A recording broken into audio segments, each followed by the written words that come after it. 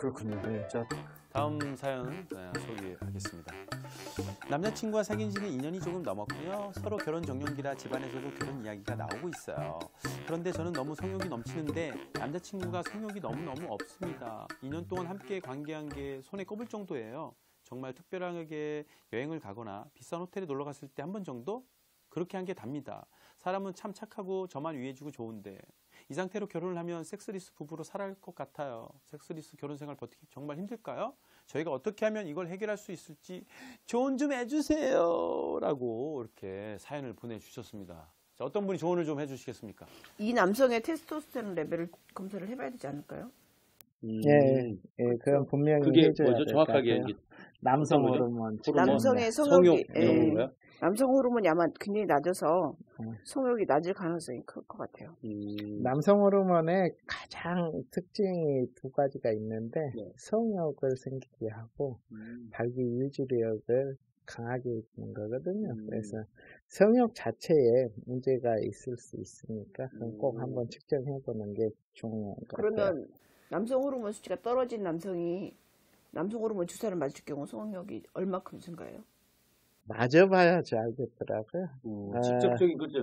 사람마다 다 다르니까. 다 다르기 때문에 일단 맞아봐야 되는데 맞기 전에 검사가 먼저 필요하겠군요.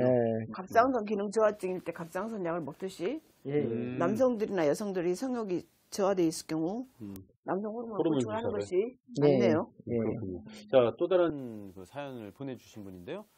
제가 정기적으로 피임약을 먹고 있는데요. 최근에 아이를 갖기 위해 피임약을 끊었어요. 그런데 피임약을 먹을 때는 정말 섹스도 하고 싶지 않고 남편이 제 몸에 손대는 것도 너무 짜증나서 한 달에 한 번 할까 말까 했어요. 그런데 피임약을 끊고 나서는 남편이랑 사이도 너무 좋고 이젠 오히려 제가 더 남편과의 관계를 맺고 싶어 해요. 얼마 전엔 침대 다리가 낡아서 침대도 새로 샀어요. 이렇게 제 몸에 변화가 올 만한 일이 피임약을 먹고 안 먹고 밖에 없었거든요. 이렇게 피임약 때문에 섹스리스가 오는 경우가 있나요? 오, 이런 경우가 있습니까? 2016년도에 미국 켄터키 대학교하고 인디애나 대학교에서 켄터키 인디애나 200명 이상의 성인 여성을 대상으로 진짜로 피임약이 성욕을 떨어뜨리는지 조사를 했어요. 네네. 그랬더니 피임약과 성욕의 관계는 감소시키지 않더라. 그래요? 저거는 들었어요. 해요. 이 모발 그거를 먹으면 성욕이 감퇴된다고 얘기 많이 들었거든요. 그건 사실이에요? 네, 안티테스토스테론이에요. 오. 그리고 성욕에 가장 큰 영향을 주는 것은 피임약의 형태가 아닌 두 사람의 관계였다고 했는데 이상하네요. 이것은 혹시 피임약 회사가 스폰을 하지 않았을까 하는 생각이 좀 들고 약간의 좀 그러니까 이제 저희가 배웠을 때 피임약의 기전은 피임약은 여성 호르몬을 보충해서 일단은 계속 보충을 해서 그 임신이 안 되게 뭐 임신인 것처럼 이렇게 흉내를 내고 임신이 안 되게 해주는 건데 이게 계속 여성 호르몬이 보충이 되면 이게 뇌에 전달이 돼요. 뇌에 많이 이거를 몸에서 생성하지 않게 GnRH 아고니스트라고 성선 자극 호르몬을 자극해서 덜 분비되게 해요. 너 이제 그만 자극해라. 그만 호르몬 뭐 분비해라. 그래서 이제 그게 계속 자극을 하면 여성 호르몬을 잘 안 만들어요. 그럴 경우는 결국 그로 인해서 성욕이 떨어질 수밖에 없거든요. 피임약에 의해서 성욕이 감퇴될 경우는 일단 피임약은 끊는 게 좋고 황체 호르몬만 갖고 있는 피임약을 먹거나 황체 호르몬이 들어있는 임플라논이라고 하는 것을 팔에 이식하거나 미레나라고 질에다가 황체 호르몬이 들어있는 걸 넣거나 다양한 방법이 있네요. 네, 콘돔을 사용하거나 이렇게 다른 방법으로 피임을 시도할 수가 있겠습니다. 그렇군요. 일단은 뭐 심각하게 생각을 하지 않으셔도 되겠네요. 뭐 그런 부분은. 자, 다음 분은 또 사연이 있습니다. 이분은 약물이 아닌 것 같은 중독이 온 경우인데요. 얼마 전 이 성인 토이샵을 알게 됐는데요. 거기서 이제 사게 된 성인돌로 욕구를 해소했습니다. 성인 용품으로. 자, 처음이라 그런지 신선하고 묘한 흥분감이 느껴지더라고요. 그런데 문제는요. 성인돌로만 흥분이 된다는 겁니다. 네, 실제 관계는 시들시들해졌고요. 이런 경우도 섹스 중독이라고 할 수 있을까요? 오, 이분 같은 경우는 약간 좀 독특한 경우 아닐까요? 어떻게 보면 성적 취향이라고 많이 생각할 수 있는데 개인 취향. 그런데 이게 바로 섹스 중독입니다. 아, 중독이요? 섹스 중독증이 있는 분들이 가장 많이 하는 실수가 자기 개인 성적 취향이라고 생각하고 이건 병이라고 생각하지 않는 거거든요. 취향이라고만 생각한다. 예, 그래서 이건 섹스 중독이 맞고 이 섹스 토이 같은 경우는 강한 중독성을 갖고 있어요, 사실은. 그래서 이런 여성들이 섹스 토이를 이용해서 관계를 하는 분들을 보면은 남자하고 관계에서는 재미도 없고 오르가즘을 느끼지 못하는 경우가 많아요. 오로지 토이를 이용해서만. 지구만을 예. 그렇군요. 미국에서 그 DSM이라고 정신병의 진단 통계 매뉴얼이라고 하는 게 있는데 일단 섹스 중독이 병으로 그 등록은 되어 있지 않고 하지만 이제 이거를 방치하면 악화돼서 일상생활에 지장을 주기 때문에 빨리 치료는 해야 된다고 돼 있고요. 이분이 이제 섹스 돌에 중독이 돼서 그러니까 정상적인 남성하고 성관계를 못 하잖아요. 네네. 그러면 본인뿐이 아니라 뭐 남편, 배우자한테도 피해를 줄 수 있기 때문에 치료는 하는 게 좋겠고 섹스 돌 중독인 거죠. 그렇군요. 정상적인 그런 행위가 필요하겠네요. 네. 그러니까 이 여자가 생각하는 게 남자 파트너하고 섹스를 평범한 섹스라고 생각을 하는 게 문제. 평범한 섹스. 사실 가장 원래 그게 정상적인 건데 더 자극적인 거를 되게 원하는 경우가 있나 보네요. 네.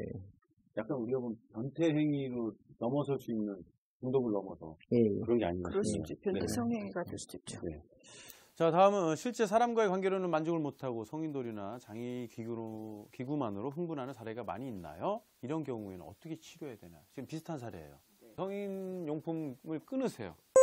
이건 제가 판단드리겠습니다. 잘 어렵겠지만 익숙해져서 끊으셔야 됩니다. 진정으로 말씀드립니다. 아, 괜찮았어요? 동감합니다. 건강합니다. 한번 하시죠. 네. 만약에 이로 인해서 이제 남편한테 팽당하거나 남자친구랑 헤어져야 되면 네. 이제 자신의 불행으로 갈 수 있죠. 그렇죠. 그러니까 해결해야 되는 문제죠. 정 못 끊으면 횟수 조절을 해야죠. 횟수 조절. 자, 우리 전문가분들을 찾아주시면 됩니다. 자, 또 다른 사연입니다. 두돌된 아이를 키우고 있는 아기 엄마예요. 처음부터 도산이었고 막달까지 일을 해서 심신이 지쳐있는 상태였는데 아기를 낳고 나서는 애아빠가 혼자 돈을 버느라 육아는 온전히 제 몫이었습니다. 잠도 못 자가며 우는 애 돌보랴, 모유수유하랴. 너무너무 힘들고 지치니까 부부관계도 점점 소홀해지게 됐어요. 그래서 아이 낳고선 부부관계가 거의 없으니까 요즘 들어 애아빠가 밤만 되면 은근히 분위기를 잡는데 정말 너무너무 짜증나 죽겠어요. 남편 말로는 친구들 중에 애 낳고 더 불탔으면 불탔지 섹스리스가 된 부부는 없다면서 제가 이상한 거라고 합니다. 정말 제가 이상한 건가요? 어떻게 판단해야 될까요? 이게 의학적으로 보면 상대성일 텐데 이제 일단은 여성 편에서 보면 네. 모유 수유를 하면 프롤락틴이 분비가 되거든요. 근데 프롤락틴은 에스트로겐 레벨을 떨어뜨려요. 그래서 성욕이 떨어지고 그다음에 성교통이 생겨요. 그다음에 이제 밤에 지금 잠 못 자면서 애를 보잖아요. 네네. 그럼 굉장히 피곤해요. 이건 남자 입장에서도 사실 별로 감흥은 없을 것 같아요. 네. 피곤하니까. 피곤하기 때문에 성욕이 당연히 떨어지고. 근데 이 여성한테 필요한 거는 지금 현재 자기의 피곤한 몸과 그다음에 애기 잘 안 나오기 때문에 그걸 해결해 주고 그다음에 남편이 성관계를 요구를 해야 돼요. 그러니까 이 남편의 사랑의 언어는 스킨십, 섹스인데 이 여성의 사랑의 언어는 자기의 집안일을 돌봐주고 애를 좀 돌봐주고 그래서 누군가가 자기를 좀 대신해주고 자기를 좀 쉬게 한 다음에 섹스를 해주기를 바라겠죠. 근데 반대로 모든 걸 남편이 당신 자 편에 쿨쿨 잤어. 내가 밤새 못 잤어. 근데 거꾸로 여성이 원해서 그러면 남자도 거부를 하게 될 수도 있다는 얘기잖아요. 너 너무 잠 못 자서 지쳤어. 그럴 수도 있죠. 아니면 힘들더라도 남자가 여자를 받아줘야 되고. 어쨌든 뭐 상대성이네요. 좀 서로 간에 배려를 좀 많이 해주면 체력 부족인 것 같아요. 체력 부족. 네, 여자분이 그렇죠? 체력 부족이죠. 자, 다음 사연 또 소개하겠습니다. 저는 한 사람이랑 연애를 오래 했고요. 결혼을 전제로 계속 만나고 있습니다. 그래서 야, 마누라 샤워하는 소리가 무섭다. 뭐 가족끼리 그러는 거 아니다. 뭐 이런 얘기를 들으면 진짜 다들 결혼하면 그런 건지 너무 궁금합니다. 연애한 지 참 오래됐지만 저희는 아직도 불타오르거든요. 연애 때는 자주 했는데 결혼하고 나니 섹스리스가 되는 경우는 왜 그런 건가요? 이게 아마 가장 질문이 평범하게 주위에서도 하는 얘기들일 거예요. 서로 간에.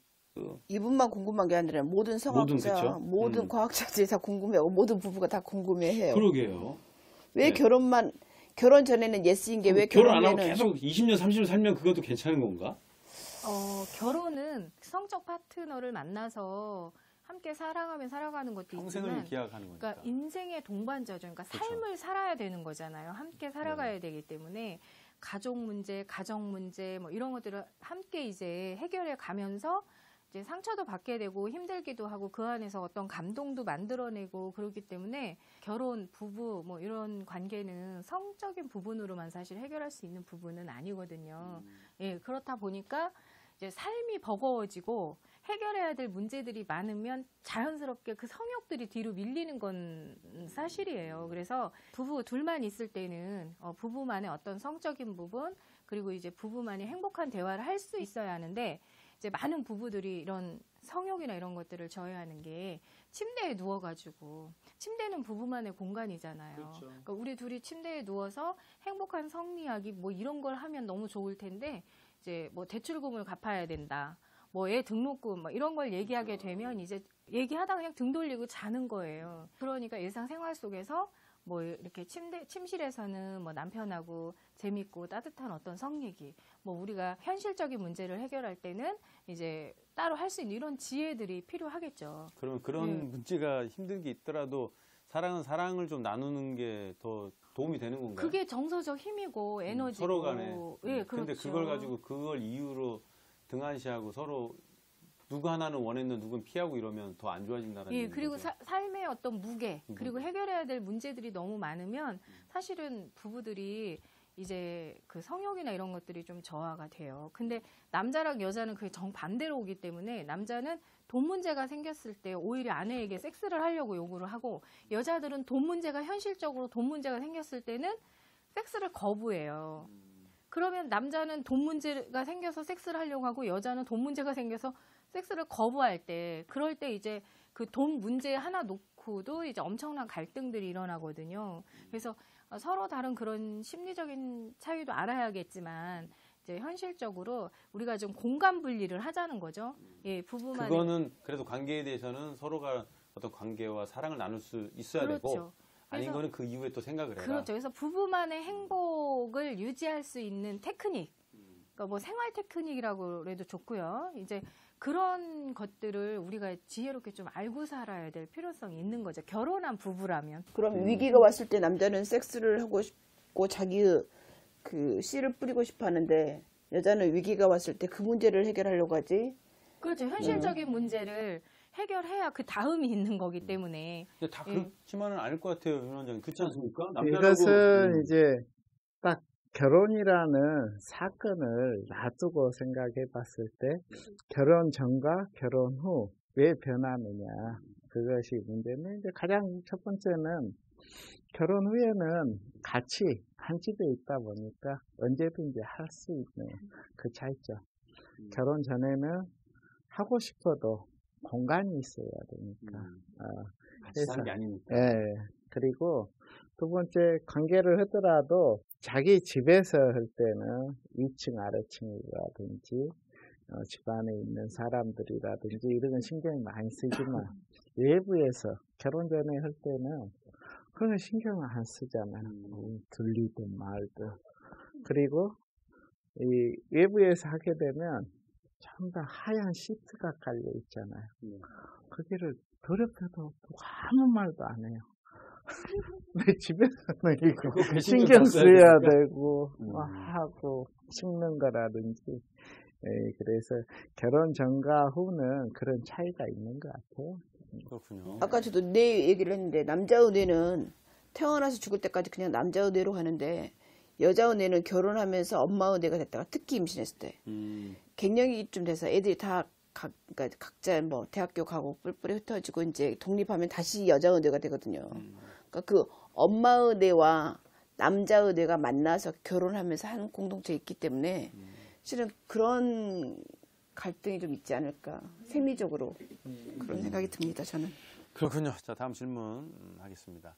남자들은 나이가 들수록 성적인 욕구가 줄어들고 여자들은 성적인 욕구가 올라간다고들 하지 않습니까? 이게 의학적으로도 근거가 이야기가 있는지 궁금합니다. 보통 이제 여성 갱년기는 너무나 잘 아는데 남자들도 분명히 갱년기가 있습니다. 그래서 남자도 40세가 되면 활동성 남성 호르몬이라는 게 있거든요. 1년마다 0.8%씩 계속 감소하거든요. 그러면서 이제 남성 갱년기에 빠지는 거죠. 그럼 갱년기에 빠졌다는 것은 이제 남성 호르몬이 줄어드는데 남성 호르몬 역할이 뭐냐? 성욕을 생기게 하고 발기 유지력을 강화시켜주는데 이런 게 떨어지는 거죠. 거기에서도 이 남자 기분도 좋게 유지해주고 근력도 강화시켜주고 내장 지방도 빠지게 하고 막 하는 그런 것들까지 같이 감소하니까 사회생활도 위축되고 하는 그런 갱년기는 분명히 있습니다. 남자들의 갱년기 그럼 있다는 얘기네요. 의학적 근거도 있고. 이 시기에 남성들이 네. 그 일시적인 외도 그런 것들이 또 이렇게 많이 발생을 하죠. 오히려 줄어드는데? 심리적으로 자기가 그 불안함이나 위기감을 느끼는 거예요. 이런 것들이 이렇게 줄어들면서 이렇게 불안해지는 거죠. 그럴 때 이제 마지막 어떤 끈을 잡듯이 다른 이성을 일시적으로 이제 이렇게 만나게 되면서 이제 가정의 위기까지 또 같이. 진짜 그런 얘기 많이들 하잖아요. 30대가 되고 40대가 됐을 때 여자는 한참 때이고 아이를 낳고 나면 더욱더 여자들은 더 남자처럼 더 이렇게 욕구가 생긴다. 갱년기 때 올라가진 않고 30대 중반쯤 애들이 한 10살 정도 돼서 자기가 혼자 먹고 혼자 걸어 다닐 때쯤 여자들이 이제 그 성욕이 올라가기 시작하고 여성 갱년기가 오면 난소에서 더 이상 에스트로겐 여성 호르몬을 분비를 안 해요. 그 대신 남성 호르몬은 분비를 해요. 부신이나 뭐 지방 같은 데서 남자 호르몬이 분비가 되기 때문에 상대적으로 남성 호르몬이 더 과하게 느껴지기 때문에 여성이 남성화돼요. 그리고 여성 호르몬이 없기 때문에. 하지만 이때는 질건조증이 생겨요, 여성들이. 그래서 성교통이 생기긴 하고 반대로 이제 평생 피임을 걱정했던 여성들이 이제는 피임을 걱정 안 해도 되고 그다음에 애들을 계속 끼고 있던 사람들이 애들이 이제 독립을 하면 남편하고 단둘이 있는 경우가 많기 때문에 부부 금슬이 좋아질 수는 있죠. 근데 꼭 이때 성욕이 올라간다? 이거는 뭐 100%는 아닌 것 같아요. 그래도 한 40대 정도 되면 그 죽어있던 성감이 살아서 성욕이 생긴다는 여성들도 되게 많이 있어요. 그래서 이 나이 때쯤 만약에 이제 재혼을 하거나 뭐 돌싱이 돼서 남자친구가 생기는 경우 그냥 이제 자기 남편하고 사는 여성 말고 그럴 경우는 갱년기하고 아무 상관없이 굉장히 성욕이 증가하고 애익도 많고 그래요. 일단은 즐길 준비가 이제 다시 된다라는 거예요. 여자분들은. 남자분들은 그래 점점 무서워하고 그렇군요. 자, 오늘 차플린의 신개념 성 토크쇼 이 새끼 저 새끼 4회를 맞이해서 섹스 중독과 섹스 리스에 대한 이야기를 나눴습니다. 다음 주 주제는 저희가 키스에 대한, 사실 키스면 섹스 얘기하다 키스면 너무 약한 거 아니야 하시는데 정말 삶에 있어서 가장 중요한 키스의 달인이 되는 법을 우리 원장님 세 분들께 한번 자문을 구해보도록 하겠습니다. 키스 많이들 해보셨죠? 섹스는 키스부터 시작됩니다. 되게 이게 여유로우시잖아요. 자, 우리 또 원장님은 5살 때 자위를 하셨다고 하셨는데 Love is kiss. 러브 이즈는 사랑은 저의 사랑은 18살에 왔습니다. 예. 우리 박 박사님. 남자가 여자에게 사랑에 빠졌을 때 맨 먼저 주는 게 키스가 아닐까. 저는 23살? 좀 느리다. 네, 이거는 다음 주에 저희가 한번 정확하게 한번 짚어보도록 하겠습니다. 자, 차플린의 신개념 성 토크쇼 이 새끼 저 새끼 여러분들 좋은 정보 얻으셨다, 즐거우셨다 하시면 좋아요와 구독, 추천, 그리고 많은 공유 부탁드리겠고요. 여기 옆에 있는 주소로 이메일로 함께 사연을 보내주시면 해결을 제가 한번 드리도록 하겠습니다. 지금까지 차플린과 함께하는 우리 성 전문가 세 분 함께 하셨습니다. 여러분 고맙습니다.